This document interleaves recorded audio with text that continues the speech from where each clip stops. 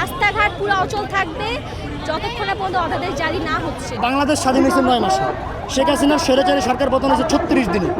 আওয়ামী লীগ সরকার আওয়ামী লীগ দল স্বৈরাচারী দল, সে নিষিদ্ধ হয়েছে একদিনের আন্দোলনে। তাহলে আমার কথা হয়েছে সবগুলো গেজেট আকারে প্রকাশ পেয়েছে। আমার কথা হচ্ছে আমরা শিক্ষার্থীরা, ছাত্রদের শিক্ষার্থীরা কি রাষ্ট্রের শিক্ষার্থী না? দীর্ঘ কয়েক বছর যাবৎ শিক্ষা ব্যবস্থা নিয়ে বিভিন্ন ভোগান্তির শিকার হচ্ছে। এখন তারা বলতে চাচ্ছে যে যদি সেন্ট্রাল ইউনিভার্সিটি হয় তাহলে আপনার তাদের ওই ঢাকা কলেজটা বা ইন্টারটা বিলুপ্ত হয়ে যাবে। সব কিছু আছে, তারপরেও আমাদের বিশ্ববিদ্যালয় সামান্য একটা অধ্যাদেশ জারি করতে সরকারের এত সময় লাগতেছে। আমাদের বাংলাদেশ স্বাধীন হয়েছে 9 মাসে, শেখ হাসিনার স্বৈরাচারী সরকার পতন হয়েছে 36 দিনে। আওয়ামী লীগ আওয়ামী লীগ দল স্বৈরাচারী দল, সে নিষিদ্ধ হয়েছে একদিনের আন্দোলনে। তাহলে আমার কথা হয়েছে সবগুলো গেজেট আকারে প্রকাশ পেয়েছে। আমার কথা হচ্ছে আমরা শিক্ষার্থীরা, ছাত্রদের শিক্ষার্থীরা কি রাষ্ট্রের শিক্ষার্থী না? 1 বছর কেন লাগবে একটা অর্ডিন্যান্স জারি করতে? অর্ডিন্যান্স জারি করে দিকে আমরা পড়ালেখার টেবিলে ফিরে যাই। একবার আমাদেরকে পড়ালেখার টেবিলে ফিরিয়ে দেয়, আবার শিক্ষা ক্যাডাররা আমাদের পিছনে লাগে। একবার ফিরিয়ে দেয়, আবার হচ্ছে ওখান থেকে বলে বিশ্ববিদ্যালয় হবে না। গতকালকে মিনিস্ট্রি অফ এডুকেশন থেকে বলা হলো যে অংশীজনের মতামত নেওয়া হবে। আসলে অংশীজন যে কারা তারা নিজেরাই জানে না, কারণ আমাদের সাথে আলোচনার কোনো ব্যক্তি রেখে তারা হচ্ছে এই সিদ্ধান্ত নিচ্ছে। এই কারণে তাদের ওই মিনিস্ট্রি অফ এডুকেশনের যে বিবৃতি সেটাকে প্রত্যাখ্যান করে আজকে আমরা এখানে অবস্থান কর্মসূচি করতেছি, যাতে আমাদের পরিচয় নিশ্চিত হয়। বিশ্ববিদ্যালয় কোন মডেলে হবে উই ডোন্ট কেয়ার, বাট বিশ্ববিদ্যালয় লাগবে যতক্ষণ না পর্যন্ত আমাদের অর্ডিন্যান্সের জন্য নিশ্চয়তা আসছে। টানা কর্মসূচি আমাদের শান্তিপূর্ণ সমাবেশ কর্মসূচি প্রশাসনের মাধ্যমে আমাদেরকে সৈয়দ আব্দুল্লাহ ফাহাদ,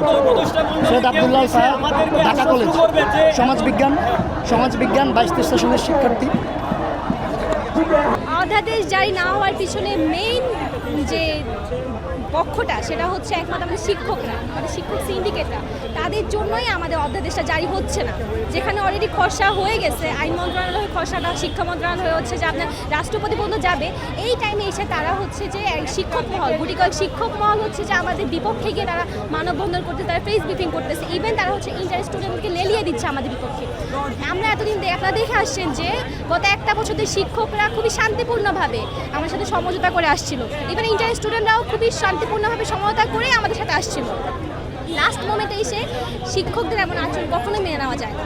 আমাদের দাবি একটাই, অধ্যাদেশ জারি হবে, আমরা 1 মিনিটের মধ্যে এখানে ছেড়ে দিব, এখানে ছেড়ে দিব।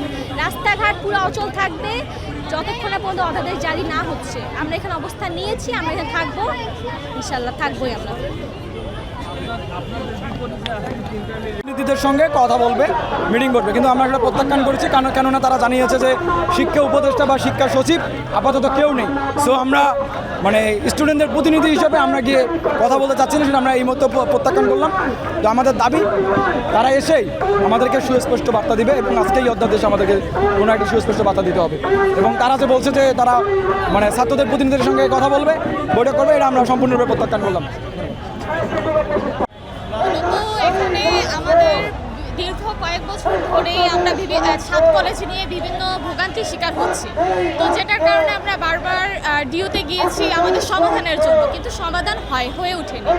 তো সেক্ষেত্রে আমরা হচ্ছে নিজেদের একটা কেন্দ্রীয় বিশ্ববিদ্যালয়ের জন্য আমরা প্রস্তাবন রেখেছি। তো দীর্ঘ 1 বছর ধরে সেটাই করা হচ্ছে, কিন্তু সে অনুযায়ী আমরা ফলাফল পাচ্ছি না। তো সেটার জন্যই আমরা বারবার হচ্ছে এই ধরনের বিভিন্ন ধরনের কর্মসূচি পালন করছি। এক একজন এক এক রকম দাবি নিয়ে আসছে। যেমন ইন্টারমিডিয়েট শিক্ষার্থীদের, তারা মনে করছে যে তারা যদি হচ্ছে বিশ্ববিদ্যালয় হয়ে গেলে তাদের হচ্ছে ঐতিহ্যটা থাকবে না। আমরা জানি ঢাকা কলেজ আর ইডেন কলেজ হচ্ছে উপমহাদেশের মধ্যে সর্বপ্রথম এবং সর্বপ্রধান নারী শিক্ষার জন্য এবং ছেলে শিক্ষার জন্য খুবই ঐতিহ্যের একটা বিষয়। তো তারা মনে করছে যে এই ঐতিহ্যের বিষয়টা চলে যাবে, কিন্তু কেন যাবে? কখনোই যাবে না। আমরা যেটা মনে করছি, বিশ্ববিদ্যালয়ের জায়গায় বিশ্ববিদ্যালয় থাকবে আর তাদের কলেজের জায়গায় কলেজ থাকবে। আমরা যেখানে বিশ্ববিদ্যালয়ে পড়েও বিভিন্ন জায়গা থেকে পিছিয়ে, সেখানে ছেলেরা কী করবে? ছেলেরা আসলে আমাদের কেন প্রবলেম হবে? আমরা দীর্ঘ কয়েক বছর যাবৎ শিক্ষা ব্যবস্থা নিয়ে বিভিন্ন ভোগান্তির শিকার হচ্ছি। তো সেক্ষেত্রে ছেলেরা এসে কী করবে? আমরা আমাদের মতো পড়াশোনা করে যাবো, তারা তাদের মতো করে যাবে, তারা আমাদের কি প্রবলেম করবে? যারা বিরোধিতা করছেন তারা যে আমাদের যে অধ্যাদেশটার যে আইনটা ছিল সেখানে বলা হয়েছে যে ইন্টারের ক্লাস চলবে আপনার সকাল থেকে দুপুর 1টা পর্যন্ত, আর 1টার পর থেকে আপনার বিকেলবেলা সন্ধ্যার শিফটে আপনাদের সেন্ট্রাল ইউনিভার্সিটির ক্লাস চলমান থাকবে। এখন তারা বলতে চাচ্ছে যে যদি সেন্ট্রাল ইউনিভার্সিটি হয় তাহলে আপনার তাদের ওই ঢাকা কলেজটা বা ইন্টারটা বিলুপ্ত হয়ে যাবে। আসলে ইন্টারটা বিলুপ্ত হবে না, কারণ এটা টাইম শিফটমেন্টের মাধ্যমে ক্লাস হবে, কিন্তু তারা তারপরেও ঘুরিয়ে পেঁচিয়ে ওই শিক্ষকদের প্ররোচনায় আপনার এই বিভিন্নবার সড়ক অবরোধ করে আপনার তারা বিভিন্ন দাবি দেওয়া জানাচ্ছে। কারণ আজকে দেখবেন সকালবেলা শিক্ষকদের সাথে একটা সংঘর্ষ বা হাতাহাতির এরকম একটা নিউজ প্রচার হয়েছে, কিন্তু আসলে এখানে কোনো হাতাহাতির বিষয়টা কোনো ঘটেনি।